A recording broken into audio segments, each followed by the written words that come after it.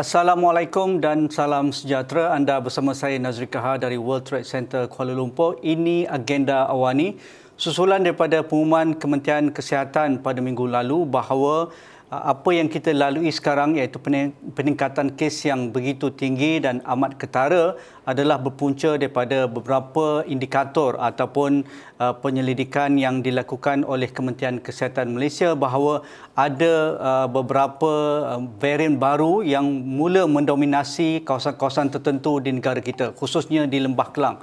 Iaitu kita rujuk kepada varian yang utama iaitu strain yang dominan adalah dari varian Delta yang dikatakan mempunyai kebolehjangkitan yang amat tinggi dan juga mampu melakukan jangkitan dengan waktu yang cepat ataupun pantas. Kalau dahulu dengan varian asal iaitu varian Wuhan, kebolehjangkitan sekitar antara 1 hingga 3, tetapi untuk varian Delta kebolehjangkitan dianggarkan antara 5 ke 8. Dan kes positif yang direkodkan ketika ini sekitar Lembah Kelang dikatakan dijangkakan jangkitan daripada varian Delta yang mendominasi. Unjuran KKM berkaitan dengan kenapa kes belum boleh menurun dan unjuran dibuat oleh Institut Kesihatan Negara ataupun NIH kelihatan kes COVID-19 semakin meningkat kerana berhadapan dengan varian yang kita katakan itu.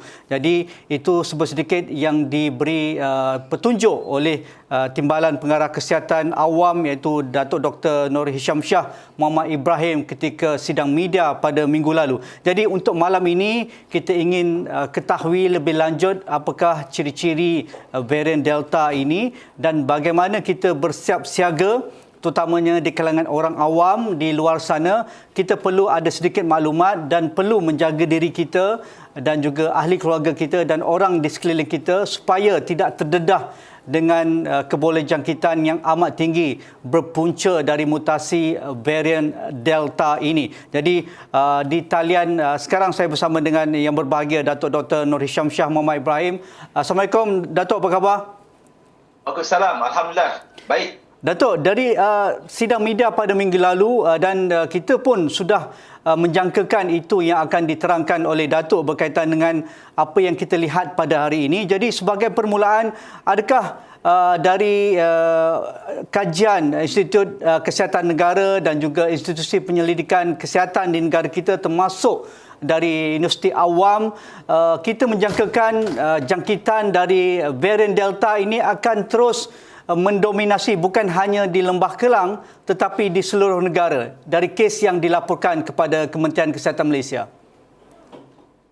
Ya, seperti yang telah kita terangkan, virus ni dia memang berubah daripada masa ke semasa bergantung kepada transmisi di dalam komuniti kita. Apabila dia menjangkiti ramai pesakit, jadi dia akan bermutasi, bertukar daripada satu varian ke varian. Jadi seperti yang kita sedia maklum, varian pada tahun lepas adalah varian Wuhan, selepas itu varian yang D614G yang kita katakan Siba Gangga tu.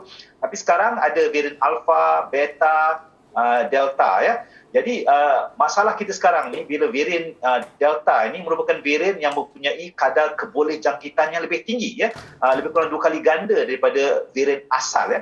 Dan juga varian ini mempunyai viral load, maknanya jumlah virus dalam pesakit yang dihinggapinya adalah lebih kurang 1,000 kali ganda lagi daripada varian yang asal. Jadi maknanya dia boleh berjangkit pantas, dia boleh berjangkit dalam kadar yang tinggi ya.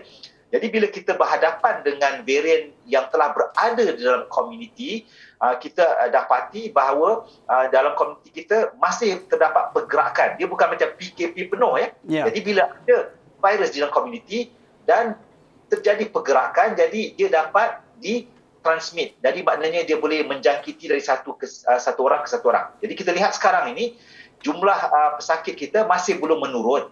Ini sebab bertepatan dengan unjuran RT atau R0 kita yang masih melebihi 1. Kalau RT atau R0 kita lebih dari 1, maknanya dia akan masih dalam fasa meningkat. Bila R0 dan RT kita jadi 1, dia mendata sebab 1 boleh jangkit 1. Sekiranya kurang daripada 1 dan baru kita boleh nampak penurunan kadar kes setiap hari, ya. Jadi itu yang kita maksudkan dengan kenapa sekarang ini kita masih dapati bahawa jumlah kes kita masih meningkat. Jadi bila dikatakan tentang varian Delta ini, dia adalah mutasi di dalam RNA virus COVID-19 tu, ya. Jadi COVID-19 tu dia dalam COVID-19 tu ada RNA, jujukan RNA dia yang membentuk protein spike, ya. Protein pepaku ni, spike protein, ya. Dia ada berlaku sedikit mutasi, ya. Mutasi dalam RNA ni menyebabkan spike protein yang terhasil tu jadi lebih melekat kepada reseptor ataupun reseptor di dalam badan kita, ACE2 reseptor kita, ya. Tetapi yang kita jangkakan, walaupun terjadi mutasi, tetapi spike protein yang dihasilkan itu adalah bentuknya, proteinnya lebih kurang sama. Jadi vaksin-vaksin yang kita berikan dulu, umpamanya vaksin AstraZeneca, vaksin Pfizer dan juga vaksin Sinovac, mereka menghasilkan antibodi terhadap spike protein. Dan walaupun spike protein itu ada mutasi, tapi mutasinya tidaklah begitu banyak sehingga bentuk spike protein itu berubah langsung. Jadi antibodi yang terhasil daripada vaksin yang diterima oleh rakyat kita masih boleh berkesan terhadap varian Delta virus COVID-19 yang berada di dalam komuniti kita sekarang. Okey, itu sebagai satu penerangan yang baik, tetapi kita nak faham lagi tentang karakteristik ataupun kriteria yang ada pada jangkitan varian Delta ini. Siapa yang paling berisiko? Kalau dahulu ketika Wuhan ataupun varian Wuhan, kita seringkali diberitahu oleh Tan Sri Nur Hisham dan juga Kementerian Kesihatan bahawa kelompok komorbiditi yang paling terkesan akan menerima padah yang paling teruk ketika itu, iaitu mereka akan dirujuk kepada ICU. Tetapi dengan jangkitan yang tinggi dan juga situasi ataupun R0 yang masih tinggi, jadi boleh doktor bagi tahu siapa yang paling terkesan jika dijangkiti dengan varian mutasi iaitu varian Delta ini? Jadi varian Delta ini dia akan terkesan yang lebih terkesan dengan varian Delta ini sama juga dengan virus yang akan menyebabkan penyakit kepada golongan-golongan rentan yang dahulu. Cuma bezanya sekarang, dia selain daripada boleh menjangkiti golongan rentan, dia juga boleh menjangkiti golongan yang lebih muda dengan kadar yang lebih mudah lagi. Disebabkan oleh viral loadnya yang tinggi, lepas tu dia punya varian ini, dia punya efficacy dia untuk melekat pada ACE2 reseptor dalam saluran pernafasan kita lebih tinggi. Jadi maknanya orang yang muda pun terdedah lebih sama macam orang-orang yang berisiko tinggi dahulu. Jadi maknanya keboleh jangkitan dia merentasi pelbagai kelompok risiko. Maknanya dulu kalau yang high risk saja dapat, tapi sekarang varian Delta ni yang lower risk daripada dulu pun boleh dijangkiti juga. Jadi itu dia punya perbezaan. Lepas tu dia punya kadar keboleh jangkitan tu meningkat. Dulu dia punya arti varian yang asal tu hanya kita jangkakan 2.5 saja secara average ya, tapi sekarang dia dah 5 ke 8. Jadi kadar keboleh jangkitan dia meningkat pula. Okey. Itu perbezaan dia. Menarik.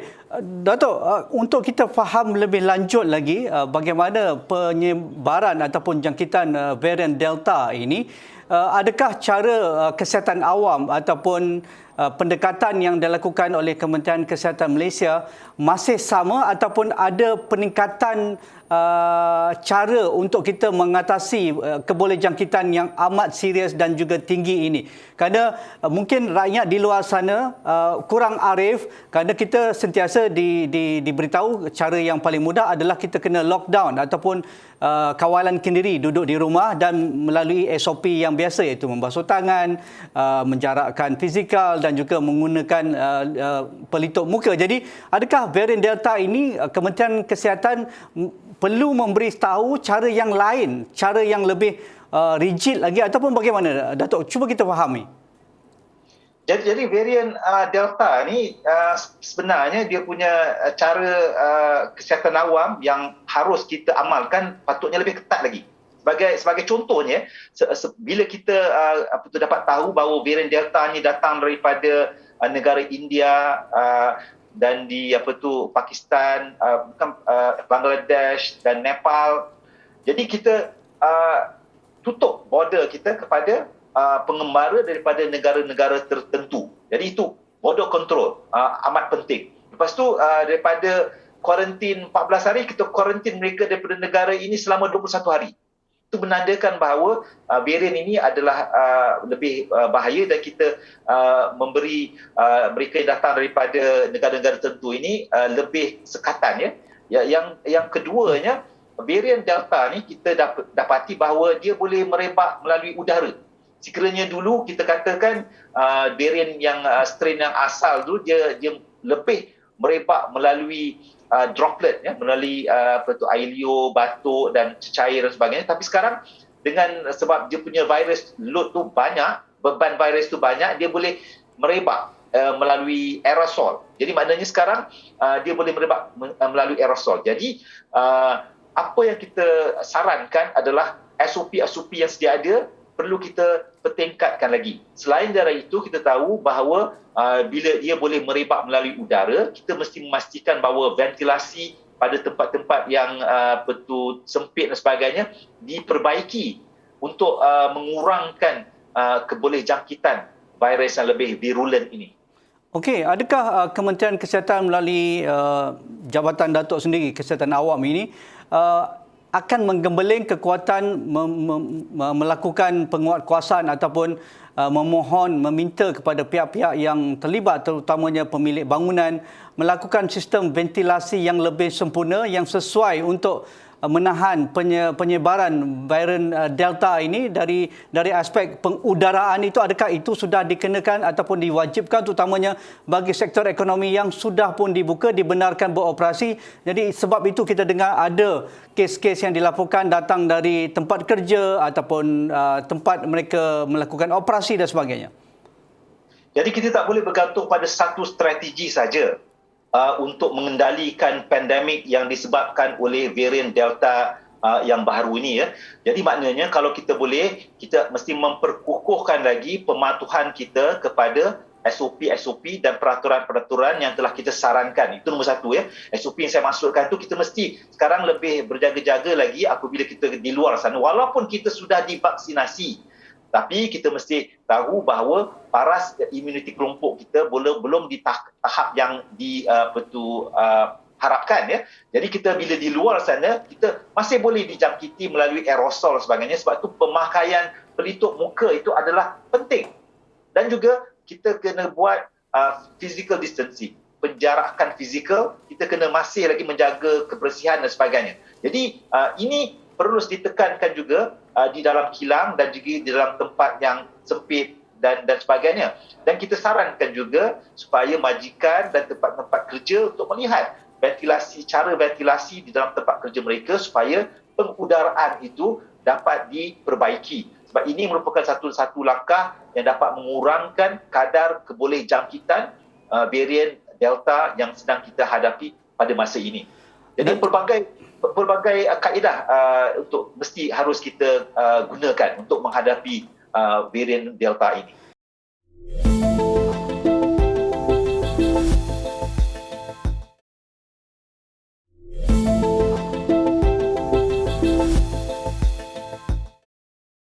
Apa pendekatan lain yang Datuk rasakan perlu dilaksanakan dengan lebih ataupun efisien dan juga holistik?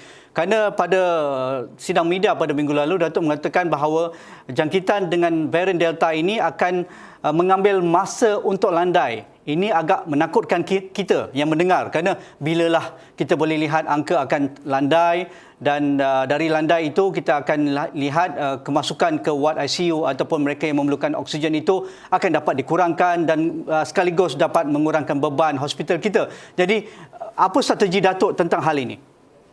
Jadi kita lihat daripada realiti keadaan di negara kita bahawa jumlah kes yang ada di dalam komuniti adalah tinggi. Jadi bila kita bermula dengan kes yang tinggi di dalam komuniti kita, untuk melandaikan kes ini kepada tahap yang lebih rendah, ia akan mengambil masa. Kita lihat di mana RT dan R0 kita masih tinggi. Itu satu. Yang keduanya, dulu tahun lepas kita mengamalkan PKP 1.0 yang begitu teguh, ya, maknanya MCO total, ya, makna total lockdown.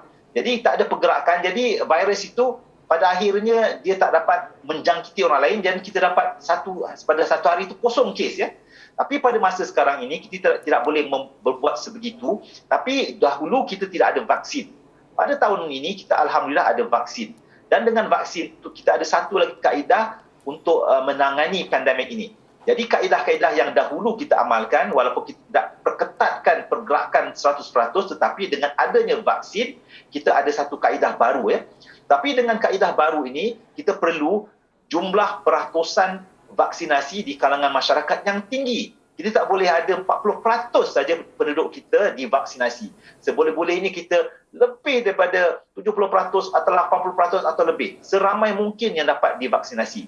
Dengan kaedah-kaedah kesihatan awam yang dahulu dan juga dengan vaksinasi yang tinggi, baru kita dapat menurunkan kadar kebolehjangkitan virus ini, dan juga dengan itu kita akan dapat mengurangkan kadar kes yang baru. Tetapi lebih daripada itu, kalau kita dapat perhatikan, walaupun vaksin yang kita beri ini tidak dapat mencegah 100% daripada dijangkiti oleh virus COVID-19, tetapi sekiranya kita dijangkiti, dia punya tahap keseriusannya itu adalah lebih rendah. Jadi maknanya kebanyakan mereka yang divaksinasi akan mendapat penyakit yang dikategorikan pada kategori 1 ataupun 2. Amat jarang sekali mereka dikategorikan pada kategori 3, 4 dan 5. Jadi kita mengharap dengan kurangnya mereka yang serius, jadi kemasukan ke dalam hospital dan juga kemasukan ke dalam ICU dan juga mereka yang meninggal dunia akibat COVID-19 telah divaksinasi dapat dikurangkan pada paras yang rendah. Okey, Datuk, sehubungan dengan itu, adakah dari kenyataan Datuk ini kita masih yakin bahawa vaksinasi adalah jalan keluar yang terbaik setakat ini dan mampu kita mengelakkan kesan maksimum ataupun kesan yang serius kepada individu yang dijangkiti oleh varian Delta ini?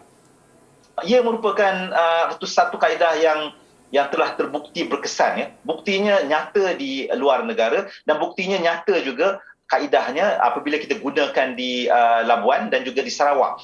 Dengan meningkatnya kadar vaksinasi yang tinggi, kita dapati di Sarawak dan juga di Labuan, kemasukan kes-kes COVID-19 di hospital kurang.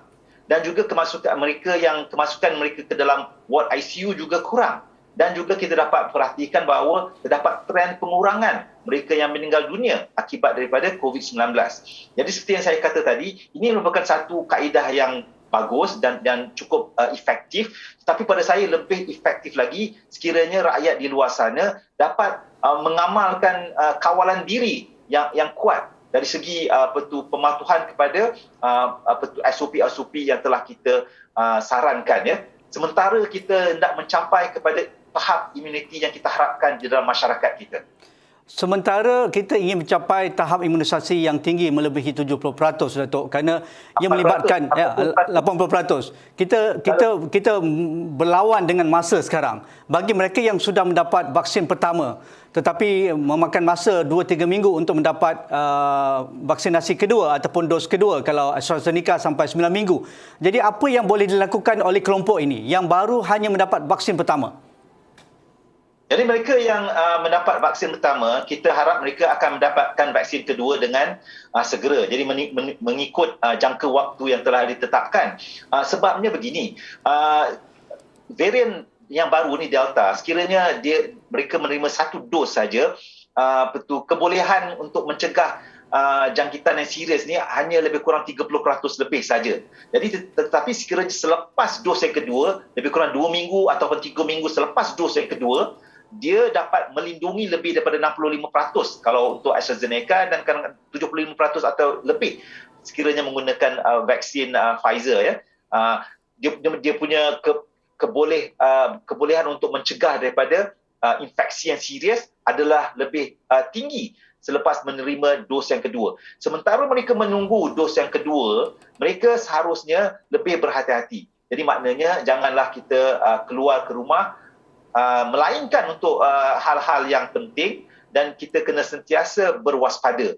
Jadi yang saya risaukan ni kadang-kadang kalau kita lihat daripada pengalaman di negara luar, apabila mereka telah mendapat 2 dos, mereka rasa mereka kebal dan mereka keluar dan mereka tidak mengendahkan lagi pengawalan kendiri yang tinggi, dan mereka dapati bahawa di negara-negara ini terjadi peningkatan kes-kes terhadap mereka yang telah menerima vaksin. Jadi kita tidak mahu perkara yang sama berlaku di dalam Malaysia. Jadi mereka yang menerima 1 dos masih mesti berwaspada dan berhati-hati. Maksud Datuk, memang istilah kebal tidak wujud dengan varian Delta untuk mereka yang sudah pun lengkap 2 dos. Begitu Datuk? Walaupun untuk varian yang asal pun dia tidak 100%. Seperti yang kita tahu, dia punya efekasi vaksin ni tidak ada 100%. Tapi vaksin ini dia punya tujuan lebih kepada mencegah daripada mendapat penyakit yang serius.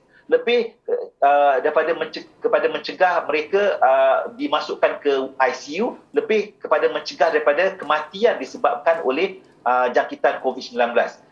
Dia tidak 100%. Vaksin tidak ada yang 100%. Dia perlu dikendalikan bersama dengan metodologi lain untuk mencegah penyakit ini menjadi serius. Dan kita sentiasa digalakkan untuk mengamalkan gaya hidup yang sihat, sebab dengan meningkatkan imuniti diri kita yang tinggi, menangani stres, rendahkan keadaan stres dan makan makanan yang berkhasiat sebagainya, kita akan dapat bersama dengan vaksin ini membentuk daya tahan tubuh yang tinggi, dan sekiranya kita terdedah kepada virus ini, kita akan dapat mencegah diri kita daripada mendapat penyakit COVID-19 yang serius. Okey, berhubungan dengan itu, bagaimana kita dapat melindungi bagi kelompok yang tidak dapat menerima vaksin, iaitu remaja 18 tahun ke bawah, kerana kita juga ingin melihat vaksinasi diberikan kepada mereka, tetapi kita masih menunggu kajian oleh pihak MPRA adakah sesuai diberikan Pfizer yang sedia ada ini kepada kelompok remaja dan juga kanak-kanak. Jadi untuk melindungi kelompok ini, kita sudah pun dengar ribuan sudah pun dijangkiti di hospital sekarang di kalangan remaja dan kanak-kanak. Jadi selain kita melindungi mereka yang dewasa, dan orang dewasa ini dapat mengurangkan load untuk mereka menjangkiti orang lain, bagaimana kelompok ini dapat dilindungi? Kerana kita amat risau jika keputusan kerajaan membuka sekolah pada September akan datang. Sebab itu kita mahu mereka yang dewasa menjadi mereka yang akan menjadi pendinding pada mereka yang belum boleh menerima vaksin buat masa ini, ya. Jadi bila golongan dewasa, 100% golongan dewasa kalau boleh telah menerima vaksin, jadi bagi mereka yang tidak menerima vaksin oleh sebab-sebab tertentu, mereka yang telah menerima vaksin ini menjadi pelindung pada mereka yang tidak dapat menerima vaksin. Itu nombor 1, ya. Yang keduanya, kita telah membuat keputusan bahawa mereka yang berumur 18 tahun ke bawah yang mempunyai penyakit kronik dan serius dan perlu ada kategori-kategori tertentu, mereka juga akan diberikan vaksin, ya, pada ketika ini. Bagi mereka yang daripada 12 tahun ke 18 tahun, kita sedang melihat kepada kadar vaksinasi di kalangan orang dewasa. Kita jangkakan apabila bulan Oktober akan datang, apabila kebanyakan orang dewasa telah divaksinasi pada tahap yang memuaskan, bermula daripada bulan Oktober akan datang, kita akan mula memberi perhatian untuk memberi vaksinasi kepada mereka yang berumur 16 tahun ke 18 tahun. Jadi kita akan mulakan nombor 1 kepada golongan remaja yang berisiko tinggi untuk mendapat jangkitan COVID-19. Mereka ni sedang diberi vaksin pada masa ini. Jadi maknanya mereka yang mempunyai masalah kesihatan, komorbiditi dan sebagainya akan diberi vaksin COVID-19 di dalam hospital. Ini golongan remaja, ya.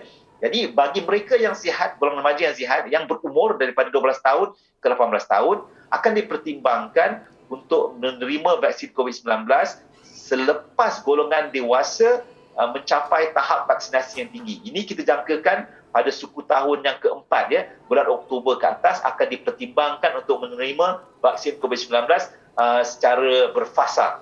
Secara peribadi, adakah Datuk Nur Hisham Shah merasakan kewajaran membuka sekolah jika anak-anak ini belum divaksinasi?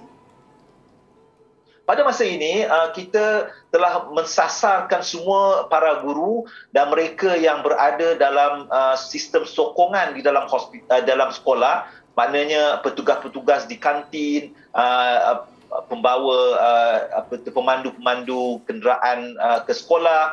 Jadi mereka yang berada dalam persekitaran sekolah, orang dewasa, perlu diberi vaksinasi. Dan Kementerian Pelajaran Malaysia, alhamdulillah, saya diberitakan bahawa majoriti guru-guru di sekolah di seluruh negara telah diberi vaksinasi. Dan mereka yang berumur 18 tahun ke atas, maknanya mereka yang tingkatan 5 yang telah selepas tingkatan 5, atau mereka yang menghampiri umur 18 tahun telah juga diberi temu janji untuk mendapatkan vaksinasi. Jadi dengan keadaan yang sedemikian, kita akan dapati bahawa mereka yang pergi ke sekolah akan lebih rendah kemungkinan untuk dijangkiti COVID-19, tapi sekiranya kita memastikan SOP-SOP tertentu dapat diteruskan oleh para guru dan juga murid-murid sekolah di seluruh negara. Ini merupakan sesuatu yang perlu kita peringatkan pada semua orang. Dan juga strategi-strategi lain kita sedang mempertimbangkan untuk membuat ujian RT-PCR antigen secara berkala. Dan juga kita akan pastikan bahawa mereka yang ada menunjukkan simptom tertentu, simptom COVID-19, supaya tidak ke sekolah. Itu akan kita pertingkatkan lagi pematuhannya. Okey, terima kasih. Banyak lagi perkara yang boleh kita bincangkan, tetapi mungkin ini penjelasan pertama daripada Datuk Dr. Nuri Syamsyah Muhammad Ibrahim. Terima kasih Datuk atas masa yang diberikan pada agenda awani pada malam ini. Itu saja Datuk Dr. Nuri Syamsyah Muhammad Ibrahim, Timbalan Pengarah Kesihatan Awam untuk agenda awani pada malam ini. Kita mengenali lebih dekat tentang varian Delta ini. Sekian, Assalamualaikum. Kita jumpa lagi.